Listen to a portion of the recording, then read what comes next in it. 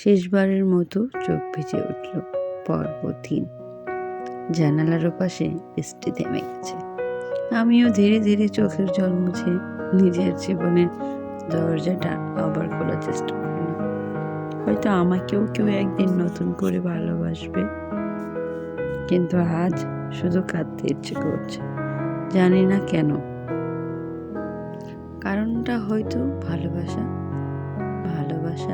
শেষ হলে ঘৃণা আসে না, আসে নীরব একটা শূন্যতা। সেই শূন্যতার মাঝেই বুঝলাম ভালোবাসা থাকে, মানুষটি বদলে যায়। আমি প্রেম খুঁজি না, আমি খুঁজি এমন একজনকে যে আমার নীরবতায় কথা খুঁজে পাবে, আমার রাগে ভালোবাসা অনুভব করবে, আমার চোখে ভবিষ্যৎ দেখতে পাবে। তুমি যদি ভালোবাসার মানে বোঝো, তবে মনে রেখো, ভালোবাসা মানে শুধু তুমি আর আমি নয়।